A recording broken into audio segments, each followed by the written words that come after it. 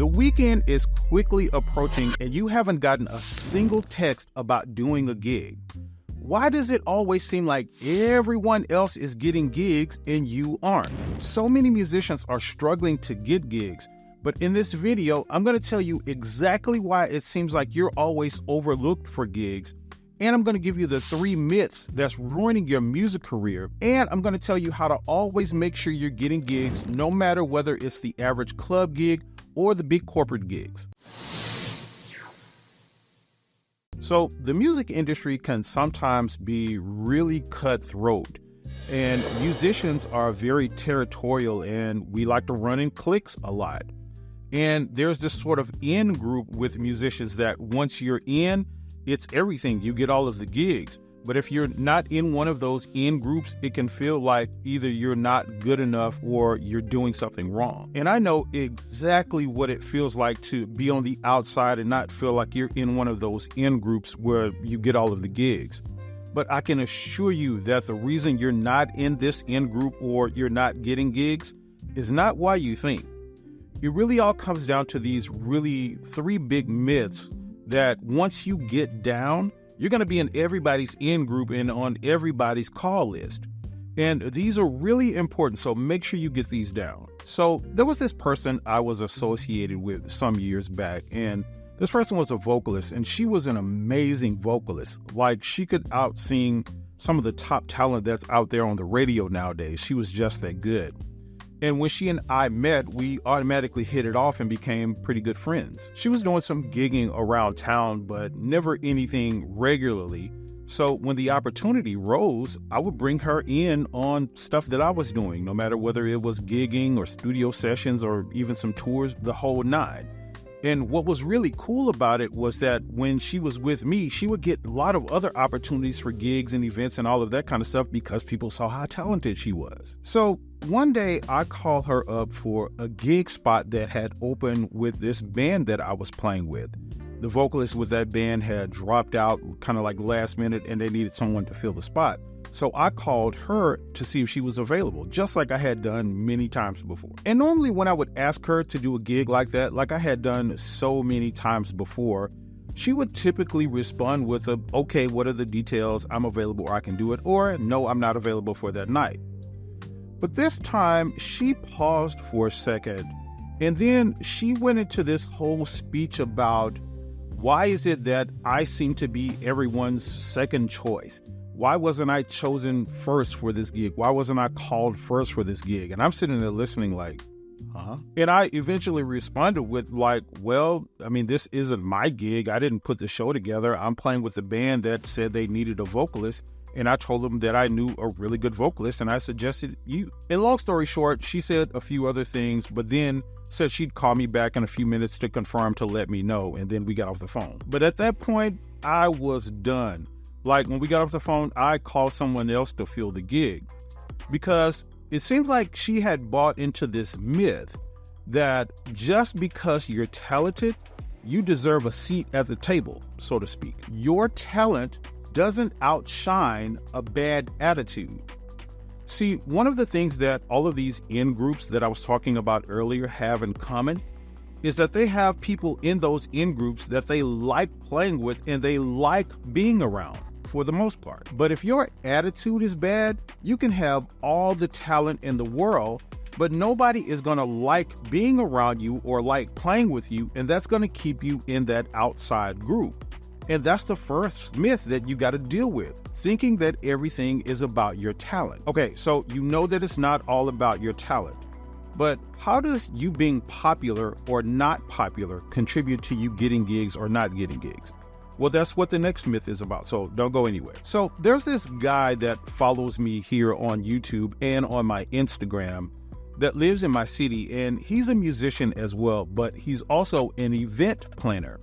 And he owns a company that just so happens to do a lot of the event planning for a lot of the gigs and events that me or my band or both play for from time to time. So I see him quite often. So I ran into him at an event I was playing a while back, and he comes up to me and says, man, what's up, man? You get all the gigs. And, I just responded with the modest thing. I was like, nah, man, I don't get all of the gigs. But then he said something. He said, I know why you always get all the gigs though. And I sat there in curiosity for a minute, just wondering what he was about to say. And this is what he said. He said, you get all of the gigs because you have this big social media following. And that puzzled me a little bit, but I just kind of laughed it off and I went back and finished setting up for the gig we were about to do. But that comment sat with me for the rest of the evening. And I was like, is this what people really think? You have to have a big social media following or something to get decent gigs on the regular? And in doing some research on that question, I discovered that a lot of musicians think this way. But let me tell you, nothing can be further from the truth. Does having a huge following on social media open some doors for you? Sure. But the reason that you may be being overlooked for gigs or not getting as many gigs as you want has nothing to do with your subscriber count or your follower count. According to statistics, there's about 207 million content creators in the world. And did you know that the vast majority of them only have between 1,000 and 10,000 subscribers? Which means the majority of musicians that are getting decent gigs on the regular don't have huge social media following. Now, you absolutely should be putting some serious focus on growing your social media. It is one of, if not the biggest promotion tool you have for yourself. I always recommend that musicians start creating content consistently of themselves and what they do musically in as high as quality as possible and posting that on their social media. But not having a huge following or not being popular on social media is not killing your chances for gigs. Okay, now you understand that. Let's get to the biggest myth of them all. And then I'm going to give you 3 quick things you can do to make sure you're getting the gigs that you want. So stick with me here. So there's this saying that goes back many decades. And the saying is an answer to this question of what are the 3 most important things that you should be considering when you're trying to build a business? And the answer to that question, as the saying goes, is location, location, and location. Basically saying that wherever you're located, that helps determine how successful you can be. And because this thinking has persisted so long, it's permeated even the music industry. And it has a lot of musicians thinking that they need to live in like a big city of some sort in order to get good gigs on the regular or be successful. Where you're located can help make things a little easier or a little harder depending on where you are. Like, if you're trying to be a movie star, you probably have a better chance at making that goal happen if you live in a city like Hollywood, California, versus, a small town in somewhere like Wyoming or something, right? But it's also much easier to stand out and make a name for yourself when you're in a smaller area. Because guess what? It's always those smaller cities in the smaller town somewhere that has one of those standout places that's like a food place or something that people travel from across the country to check out because they've heard about. And this is what you need to focus on if you're in a smaller city.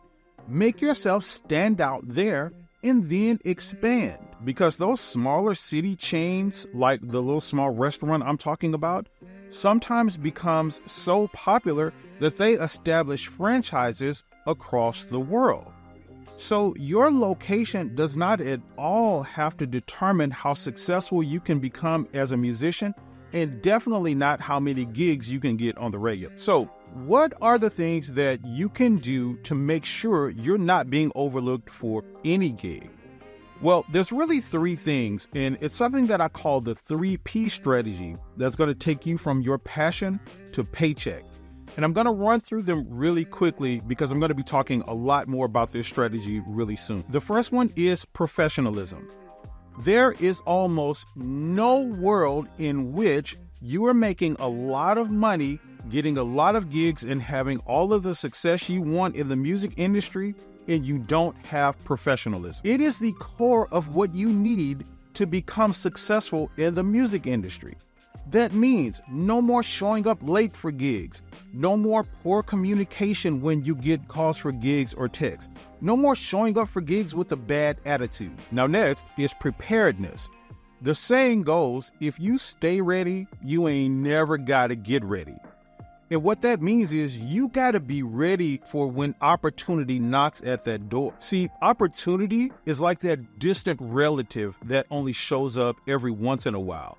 And you gotta be ready to capitalize on it when it does. This means you need to stay consistent. You need to stay organized. You need to know popular music, and you need to have solid music equipment. Now, the next P is pure grit. See, every musician wants to be known as a beast on their instrument or on their voice, but very few of them want to actually do what beasts do. See, beasts hunt. They go after what they want.